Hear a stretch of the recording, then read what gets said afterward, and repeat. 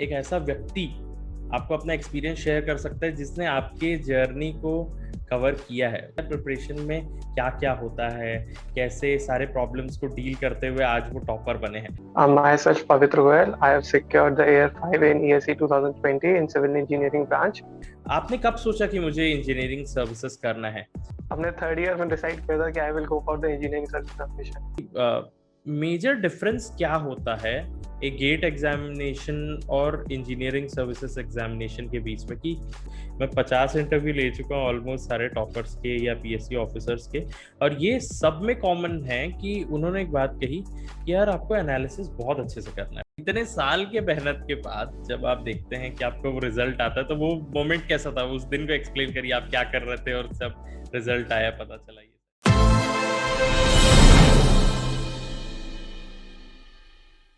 तो सर, जो मेरा नेक्स्ट क्वेश्चन है वो मैं ये जानना चाहता हूँ कि आपने गेट एग्जामिनेशन भी दिलाया है, तो किस तरीके से एक आदमी को गेट का प्रिपेयर करना चाहिए और how is it different from ESC, इसके बारे में बताइए। गेट के लिए मेरे हिसाब से तो आपको प्रैक्टिस करनी तो पड़ेगी उसके लिए, पर गेट में क्या होता है, आपके पास टाइम एक क्वेश्चन के पर क्वेश्चन आपके ज्यादा होता है। अराउंड यू हैव 3 minutes पर क्वेश्चन। गेट में आप मोस्टली एस्पिरेंट सिली मिस्टेक्स करके आते हैं, स्मॉल मिस्टेक्स जो बाद में आके रिग्रेट करते हैं। तो गेट में आपको सबसे जरूरी चीज है कि आप क्वेश्चन को 2 बार पढ़िए और अच्छे से सॉल्व कर लीजिए। आपको कैलकुलेटर में मिलता है, और आप इनिशियली मेरे ख्याल से आपको अटेम्प्ट करना चाहिए कि आप मैथ्स अटेम्प्ट कर लीजिए, एप्टीट्यूड अटेम्प्ट कर लीजिए, जिससे कि आपको कॉन्फिडेंस बिल्डअप हो जाता है कि अच्छा आपने 30 मिनट्स में आपने 15 क्वेश्चंस अपने फिनिश कर लिए, तो आपके पास टाइम भी आपके पास बच गया और आपके पास थोड़ा कॉन्फिडेंस भी बूस्ट हो गया कि आपने 15 क्वेश्चंस फिनिश कर लिए हैं। तो मैं तो यही सजेस्ट करूंगा। और फिर प्रिपरेशन की बात करें तो मैंने तो क्या किया था कि मेरा ईएससी और गेट के बीच में से 1 month का गैप था।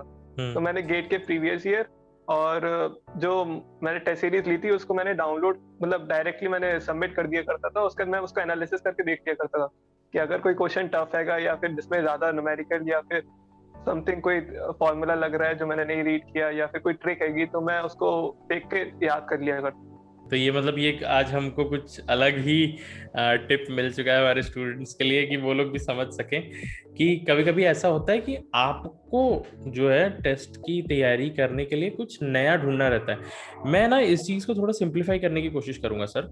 क्या होता है ना, स्टूडेंट ये सोचते हैं कि टेस्ट उनको चेक करने के लिए, मैं उनको कई बार इस चीज के लिए बताता हूँ, समझाता हूँ कि नहीं यार, उससे आपको कुछ ना कुछ सीखना है, इसलिए आप टेस्ट दिला रहे हो, न कि ये कि आपको ना अपने आप को जज कराना है। वो तो रहता ही है एक पार्ट, पर मेन ये है कि जो टॉपर करते हैं वो ये है कि टेस्ट दिलाए, देखे, जो चीजें नहीं आती उसको सीखे, है ना। अब स्टूडेंट क्या सोचता है, वो ये सोचता है मैं पूरा पढ़ लिया हूँ, एक चैप्टर पकड़ता है, उसको 1 महीना लगाता है, उसके बाद भी वो चैप्टर का टेस्ट देने चला जाएगा ना तो उसमें कुछ ना कुछ गलत करके आ ही जाएगा, उसमें कुछ ना कुछ गलत करके देने नहीं जाते हैं। मैंने मतलब देखा है कि लोग अगर इस तरह स्टडी करते तो देने नहीं जाते कि भाई पेपर तैयारी हुई नहीं, मेरी तैयारी हुई नहीं, अब नहीं जाता हूँ, अब नहीं जाता हूँ। हाँ। तो ये चीज तो मैंने देखा ही है कि होता है, और वो कभी भी आप कभी 100% तैयार हो ही नहीं सकते हो। वही है, जितना टेस्ट दिलाते जाओगे उसके बाद आप इम्प्रूव करोगे। आई होप आप भी एज अ टॉपर यही कहते होंगे, मैं आपके वर्ड्स छीन रहा हूँ।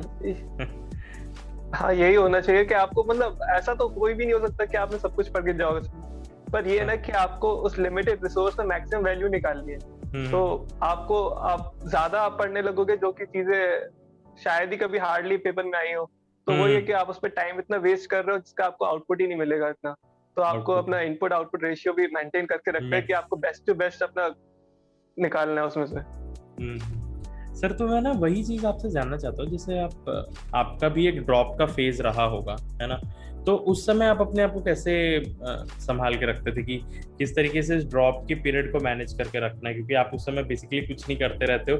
आपका दिन भर का रूटीन कैसा रहता था? अगर कोई स्टूडेंट यहाँ कॉपी करना चाहता है या जानना चाहता है कि एक स्टूडेंट की, एक टॉपर किस तरीके से तैयारी करता है, तो वो आप बता सकते हैं क्या कि कब उठते थे, कब क्या किया करते थे और कैसे आपका दिन एंड होता था?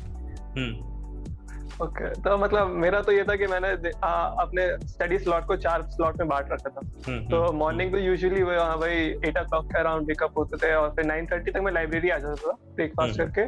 फिर मेरा 9:30 से 1:30 एक स्लॉट चलता था। तो मैं इसमें मेरे स्लॉट में क्या करता था मैं कि जो जीएस है मेरा, जैसे पढ़ने की कभी इच्छा नहीं होती या फिर कोई और टफ सब्जेक्ट रहेगा जैसे आप बोरिंग समझते हो या फिर नहीं होता, क्योंकि सुबह सुबह मॉर्निंग में क्या आपके पास एनर्जी ज्यादा होती है तो आप कर लेते हो ये सारी चीजें। फिर 1:30 से मैं अराउंड 3 का ब्रेक लेता था। फिर ये होता था कि 3 के आने के बाद फिर मैं अराउंड 5:30 6 तक बैठता था लाइब्रेरी में, जिसमें फिर मैं प्रीवियस ईयर पेपर या फिर कोई मेरे को एग्जामिनेशन देना है या फिर एनालिसिस करनी है तो मैं वो पार्ट यूजुअली करा करता था। फिर मैं ब्रेक लेता था हाफ एन आवर या फिर 1 का, फिर मैं बैठता था। तो फिर मैं बस ये था कि कोई ऐसा सब्जेक्ट जिसको मेरे को रीड करना है या फिर नोट्स बनाने हैं वो कर लिया। फिर मैं अराउंड 9 के बाद फिर मैं रूम पे चला जाया करता था, और उसके बाद बस फिर मैं ये होता था कि थोड़ा बहुत यूट्यूब थोड़ा बहुत कभी कुछ इच्छा होगी तो कर लिया, या फिर कोई और आपको नेट से कुछ नोट करना है तो उतना कर लिया करता था बस।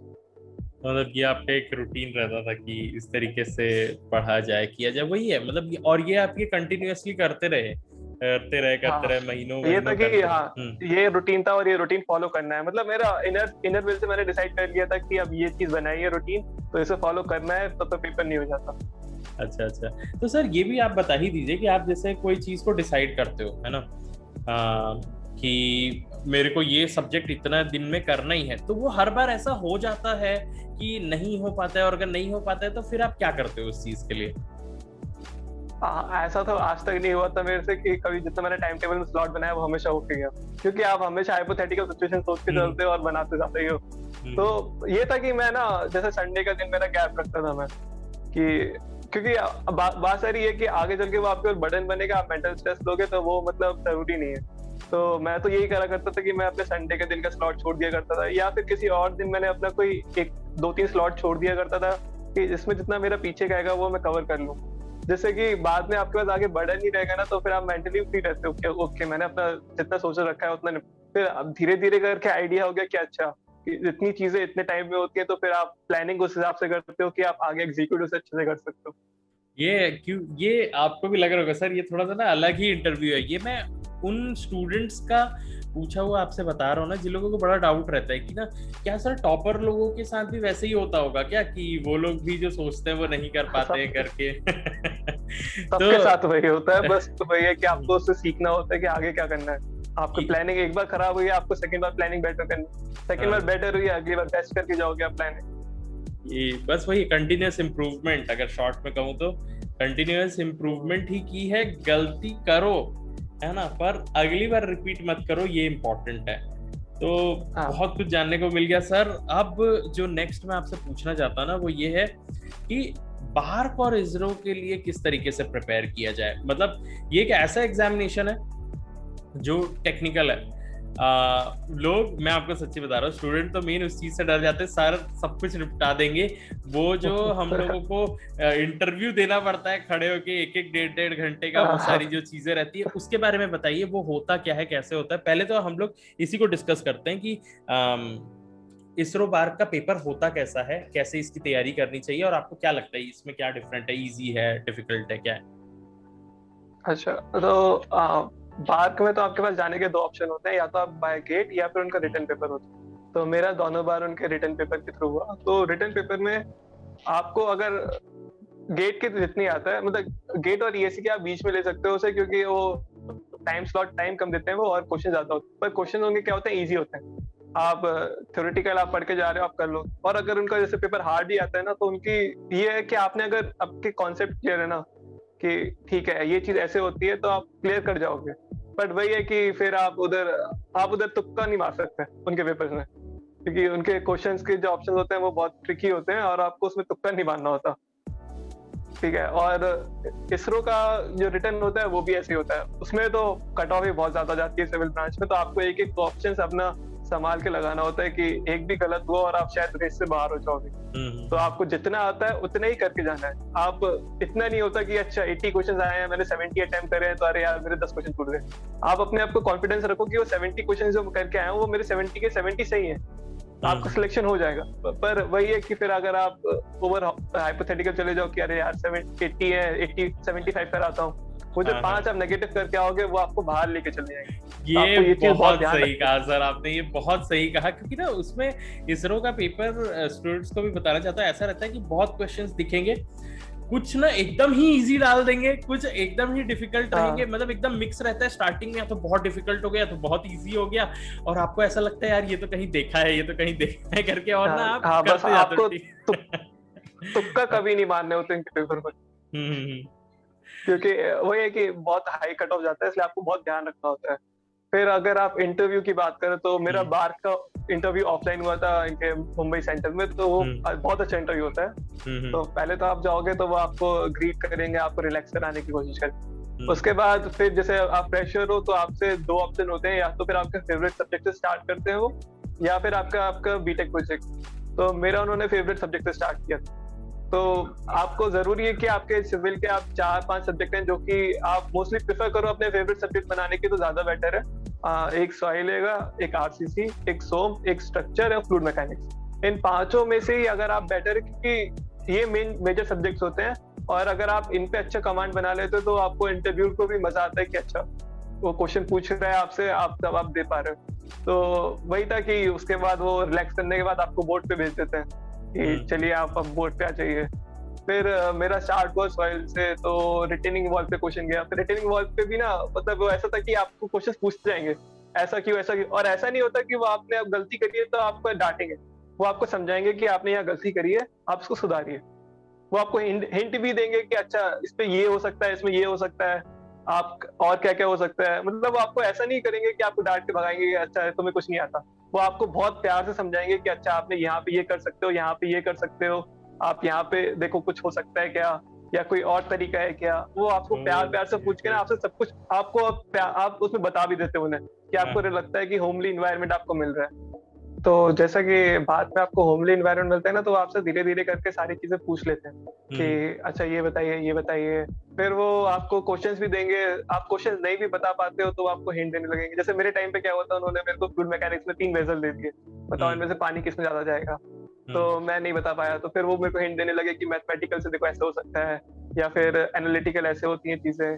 और वो आपके साथ मजाक भी करेंगे, मतलब आपको वो चाहते हैं कि आप उनके पास, वो मिनिमम 45 मिनट्स तो सबका ही लेते हैं इंटरव्यू। तो जिससे कि ऐसा ना हो कि कोई बच्चा इंटेलिजेंट है या फिर वो अपने स्किल्स यहाँ पे दिखा नहीं पाया।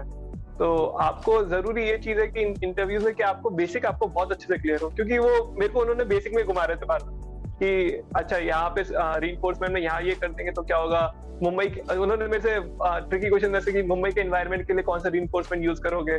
तो आपको इस तरह एक आइडिया होना चाहिए कि आपके जो कोड्स में लिखा है ना कि क्या क्या होता है, कि कंडीशंस क्या क्या आएंगी कोड्स में। तो आप अगर बेसिक क्लियर करके जा रहे हो ना, तो आपके इंटरव्यू बहुत अच्छे से क्लियर करके आओगे। और इसरो का इंटरव्यू की बात करें अगर, तो इसरो का इंटरव्यू मेरा ऑनलाइन हुआ था। तो पहली बात तो वो मेरे नाम से कि अच्छा आपका नाम पवित्र है, तो बताइए कि हमारे गवर्नमेंट क्या क्या इन्वायरमेंट को पवित्र करने के लिए काम कर रही है। तो मेरा शुरुआत ही यहीं से हुई थी।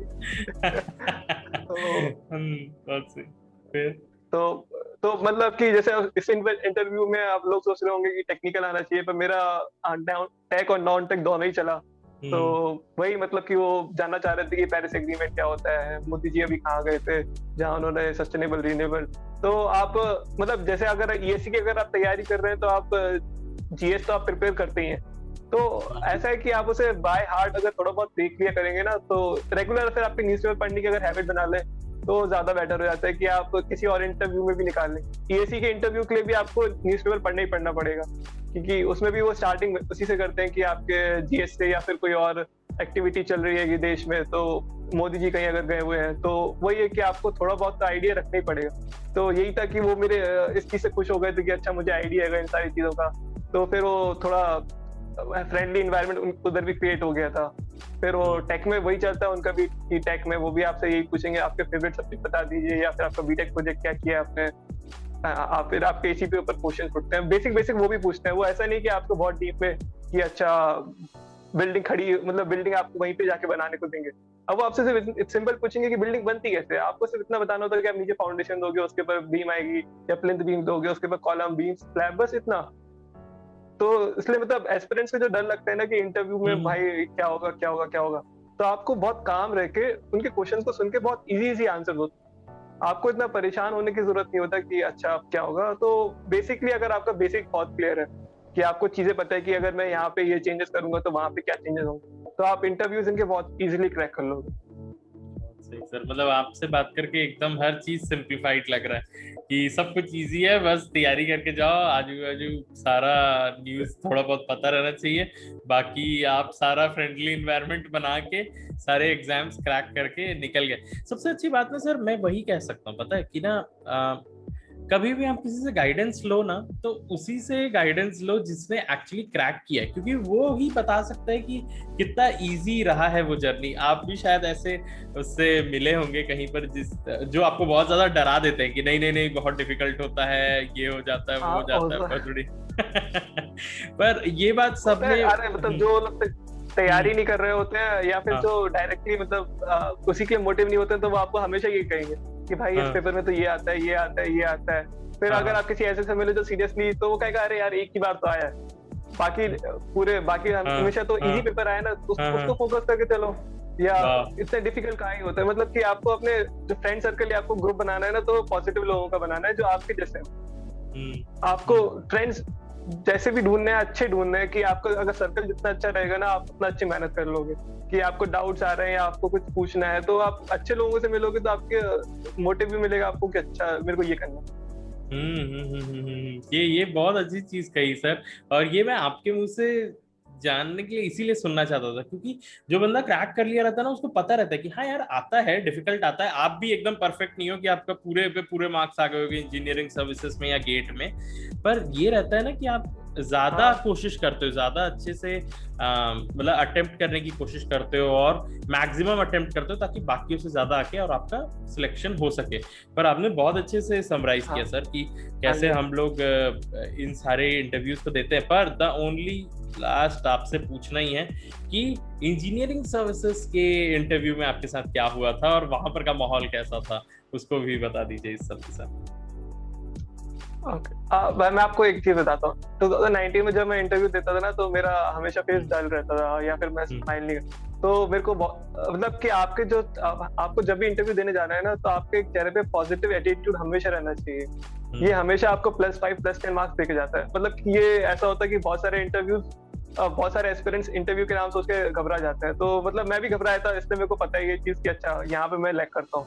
तो मैं उन्हें बताना चाहता। अब EAC के इंटरव्यूज के टाइम पे ना आपका एक ड्राफ्ट फॉर्म होता है जिसमें आपने अपना सारा रिज्यूमे दे रखा होता है। तो स्टार्टिंग में वहीं से करते हैं कि आपके ड्राफ्ट में से कि आपने अच्छा मैंने कॉलेज में एक्टिविटीज करी थी तो उसको लेकर उन्होंने स्टार्ट किया, जिससे कि आप थोड़ा आपको चीजें पता आएंगी तो आप थोड़ा खुल जाओगे उनके साथ। फिर उन्होंने वो पूछा कि आपने क्या क्या कॉलेज में एक्टिविटीज करी हैं, उसके बाद थोड़ा डिस्कशन हुआ। फिर मेरा पूरा टेक्निकल चला, मतलब कि मेरे बाकी 3 पैनलिस्ट में सिर्फ डिस्कशन हुआ जो पूरा टेक्निकल था। मेरा टेक्निकल भी स्टार्ट यहीं से हुआ कि अच्छा आपने जयपुर से करी है, जयपुर राजस्थान में ड्रॉट एरिया है, तो वहां पे आप पानी के लिए क्या करोगे। तो ये चीजें वो ऐसी ना कि आपने जैसे आप जहाँ के रहने वाले हो या जहाँ पे आपने एजुकेशन करी है या फिर जहाँ पे आपने प्रोजेक्ट करा है, तो आपको उस चीज के ना आजू बाजू का बहुत कुछ पता होना चाहिए कि अच्छा राजस्थान में ड्रॉट आता है तो आपको ड्रॉट के लिए क्या करना है, राजस्थान की इकोनॉमी बेसिकली अगर मार्बल या फिर इन सब चीजों पे चल रही है तो ऐसा क्या है उधर, ठीक है। आपको पानी बचाना है तो क्या करना है। बुंदेलखंड रीजन है जहाँ से मैं बिलोंग करता हूँ, तो वहाँ पे उधर भी ड्रॉट आता है, उधर क्या मतलब कि रीजंस क्या होते हैं इन सारी चीजों के। कोई मेजर एक्टिविटी चल रही होती है कि जैसे केन बेतवा लिंक प्रोजेक्ट है जो कि झांसी से पास होता है, तो आपको ऐसी चीजों ना आपको आइडिया रहेगा ना, तो आपको कॉन्फिडेंस अपने आप बूस्ट होता है कि अच्छा मुझे तो पता है यार कि क्वेश्चन इंटरव्यू पूछेगा मैं बता दूंगा ज्यादा ज्यादा। फिर और आपको ये चीज नहीं सोचनी होती कि अरे यार मैंने 3 क्वेश्चन के जवाब गलत दे दिए, या गलत तो देने नहीं होते आपको नहीं पता है आप मना कर दीजिए कि मेरे को नहीं आता। आप ये 3 बार भी कहोगे तो उन्हें बुरा नहीं लगेगा कि इसको नहीं आता। लेकिन अगर आपने कहीं झूठ बोल दिया और बाद में आप पकड़े जाते हो ना, तो वो आप बहुत नेगेटिव इम्पैक्ट देके जाता है और वो आपके -10 20 भी ले जाता है मार्क्स। तो आपको सबसे जरूरी है कि उधर आप पॉजिटिव एटीट्यूड के साथ जाओ और वो आपको क्वेश्चन पूछेंगे, आपको सिंपली आपको जितना आपका आता है आप उतने हिसाब से जवाब दो। कोई ऐसा नहीं होता कि किसी चीज का परफेक्ट आंसर होता है इंटरव्यू कि इसका यही आप जवाब होगा, ऐसा जरूरी नहीं होता। बहुत सारे अल्टरनेटिव हो सकते हैं कि आपके दिमाग में कुछ और आ रहा हो, इंटरव्यू के दिमाग में कुछ और हो, तो इसलिए आपको घबराना नहीं होता कभी इंटरव्यू। ये अच्छा एकदम प्रो टिप दिया सर आपने कि इंटरव्यू इस चीज के लिए नहीं है कि आप सही जवाब दो, इस तरीके के लिए कि आप कैसे क्वेश्चंस को हैंडल करते हो। हाँ है तो है, नहीं है तो नहीं है, पर ये नहीं है कि आपको झूठ बोल देना कि हाँ सर आता है, कुछ याद आ रहा है, और पर आपको वो उसके बारे में कुछ पता ही नहीं है, क्योंकि वो तो कई चीजों को जानते हैं ना। तो जैसे सर अब हम हाँ लोग वही नेक्स्ट, मतलब बताइए बताइए। हाँ मैं ये कह रहा था मतलब कि देखिए आप जब इंटरव्यू देने जाते हो तो आपके प्री और मेंस में वो आपके टेक्निकल नॉलेज चेक कर चुके हो, उन्हें पता है कि अगर आपने प्री और मेंस में अच्छा करके आया तो आप यहाँ तक। फिर इंटरव्यू में ऐसा होता है कि बहुत सारी चीजें होती है कि आपने कुछ चीजें फील्ड के जाके आपने विजिट नहीं करी होती कभी, तो उससे क्वेश्चन आया तो आपको घबराना नहीं कि आपने कोई बात नहीं कभी नहीं करा ये काम। पर वही है कि आपको कभी उधर जाके झूठ नहीं बोलना कि हाँ मैंने ये कभी कर लिया था, मेरे को कभी ऐसा कुछ आता था अब नहीं आता, मतलब वो बहुत नेगेटिव इम्पैक्ट देके जाता है। सर अब जो मेन क्वेश्चन रहेगा ना आपसे कि आपने एक पीएसयू ज्वाइन किया है, आईओसीएल, मतलब कईयों का सपना है। क्यों बोला जाता है सबसे पहली बात कि आईओसीएल सबसे बेस्ट है सारे पीएसयूज में से? मतलब मैं बेस्ट नहीं कहूंगा, मैं ये कहूंगा कि जो टॉपर्स रहते हैं वो आईओसीएल को क्यों प्रेफर करते हैं। और आपको आपका लाइफ कैसा लग रहा है आईओसीएल में, क्या क्या होता है? मतलब अगर मैं एक सिविल इंजीनियर हूँ और मैं ज्वाइन करता हूँ आईओसीएल, तो मुझे क्या क्या चीजें देखनी पड़ती है, रिफाइनरी में क्या क्या करना पड़ता है, आप इसके बारे में कुछ बताइए। आईओसीएल बेटर तो मतलब वर्क कल्चर बहुत अच्छा है आईओसीएल का। आपको टाइम भी मिलेगा, आपको अदर एक्टिविटीज करने का, ऑफिस में भी टाइम मिलेगा, और लोग भी क्या मतलब जैसे मेरी दिग्बोई लोकेशन है तो बहुत फ्रेंडली है। आपको अपने एज के भी बहुत सारे सीनियर्स मिल जाएंगे तो आप उनके साथ टाइम निकाल सकते हो। और वैसे भी इधर का तो एटमॉस्फेयर भी बहुत अच्छा है आसाम का। तो वैसे आप सिविल इंजीनियरिंग की पॉइंट ऑफ व्यू से बात करें तो रिफाइनरी में आपके बेसिकली दो मेजर काम होते हैं, एक तो मेंटेनेंस का और एक पेंटिंग का। तो इन्हीं पे फोकस करना होता है बेसिकली आपको। आप एज अ सेकेंडरी वर्कर होते हैं तो आपको इंश्योर करना है कि रिफाइनरी काम करती रहे, उसके लिए आपको जो करना होता है वो करेंगे। फिर मेंटेनेंस में भी आपका सारा काम आता है कि आपको रोड कंस्ट्रक्शन करनी है, या फिर कोई बिल्डिंग कोलैप्स हो रही है, या फिर कल्वर्ट, ड्रेन वॉल, या फिर कोई इन हाउस मेंटेनेंस का काम हैगा।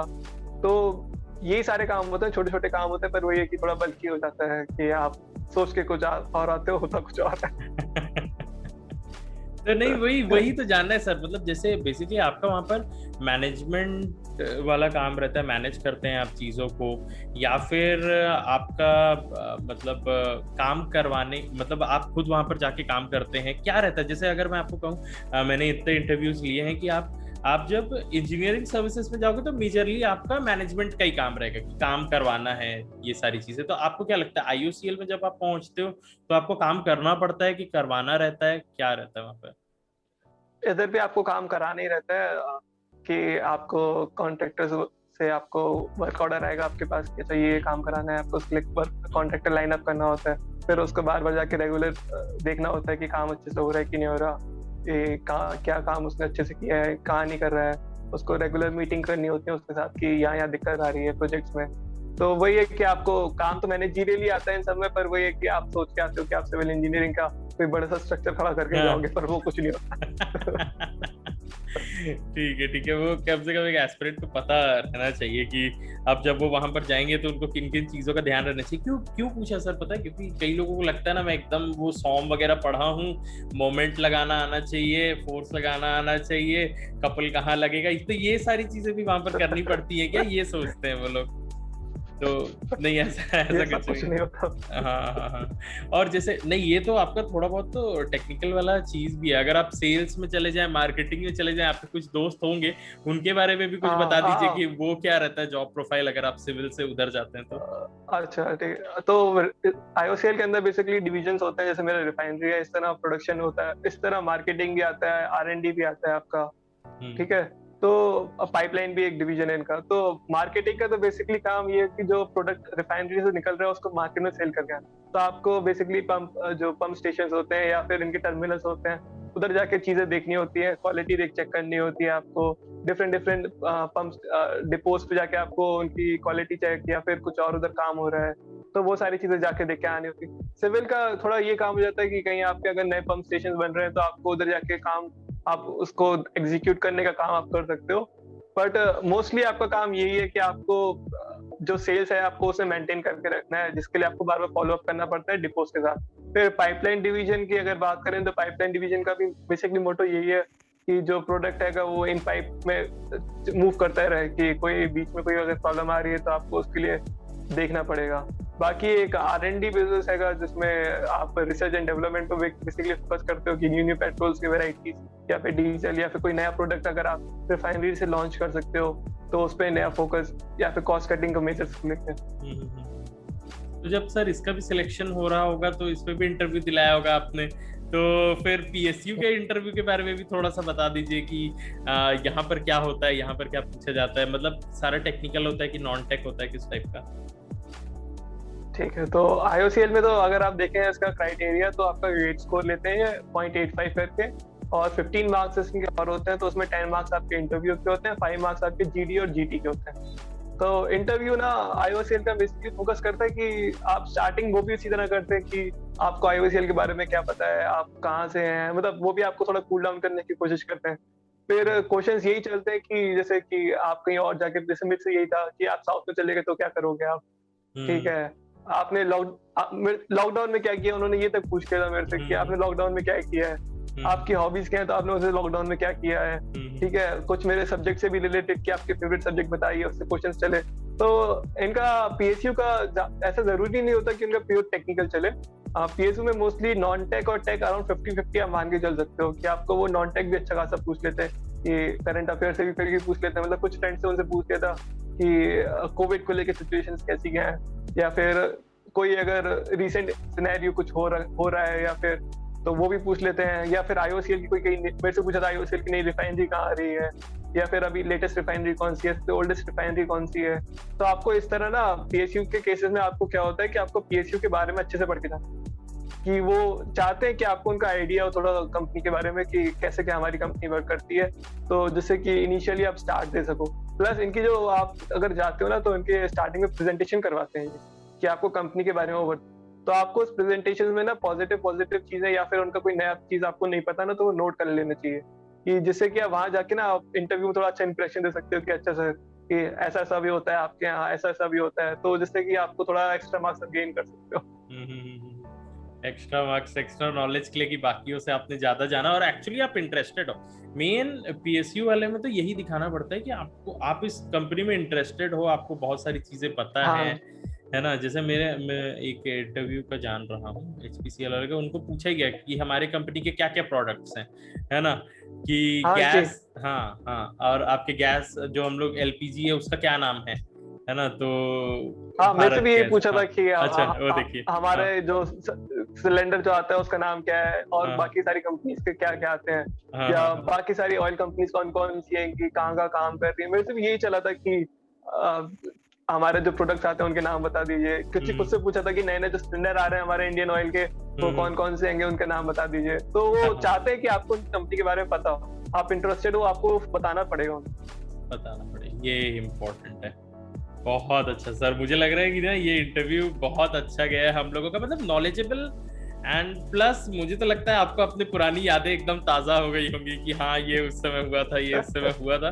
पर as a perspective of student बहुत ज्यादा हेल्पफुल रहा है, क्योंकि उसको हर एक इंटरव्यू का गाइडेंस भी मिल गया, उसको समझ में आ गया कि किस तरीके से मेहनत करना है।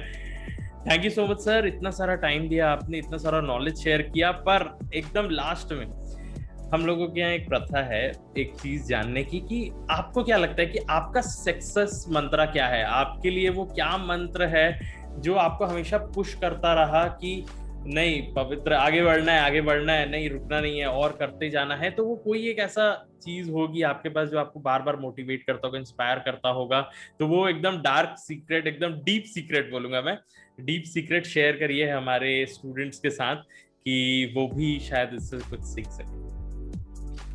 मतलब मेरा तो यही था कि मैं हमेशा ये रखता था, खुद पे बिलीव रखना है आपको। आपका जब तक आपके ऊपर बिलीव है ना कि मैं कर सकता हूँ, आप खुद को पुश कर लोगे अपनी लिमिट्स को, कि आज मैंने ये करा है, कल मैं ये भी करके ले जाऊंगा। पर जैसे आपका खुद पे विश्वास किया, आप पता नहीं आगे क्या करोगे। तो मेरा तो यही था कि मैं माइंड सेटअप था कि मैं कर लूंगा, तो मैं करके ही जाऊंगा, ठीक है। फिर उसके लिए तो फिर आपको वर्क हार्ड करनी करना है सर। बहुत बहुत अभी आप थोड़े दिन बाद सोचेंगे कि मुझे सिविल सर्विसेज निकालना है, सिविल निकल जाएगा, आप PM बन जाएंगे। Thank you so much sir, बहुत अच्छा लगा आपसे बात करके, बहुत ही हेल्दी डिस्कशन रहा। आई होप स्टूडेंट्स को भी ये सेशन बहुत अच्छा लगा होगा। एंड अगर वीडियो पसंद आए लाइक जरूर करिएगा, शेयर करिएगा। सर आपको कैसा लगा ये इंटरव्यू, थोड़ा सा बता दीजिए, फिर हम लोग एंड करते हैं। हाँ, मेरे को भी बहुत अच्छा लगा, मतलब कि इतना फ्रेंडली नेचर से आपने भी डिस्कशन किया और एस्पिरेंट्स को भी बहुत कुछ जानने को मिला हो, इसलिए मैं भी खुश हूँ बहुत। Thank you so much sir. तो हम लोग ऐसी वीडियोस लाते रहेंगे स्टूडेंट्स आप सब लोगों के लिए। पसंद आए लाइक करिएगा, सब्सक्राइब करिएगा, ऐसे वीडियोस और भी आते रहेंगे क्योंकि आपके डाउट्स क्लियर होते रहेंगे। तब तक के लिए bye bye, have a nice day, take care.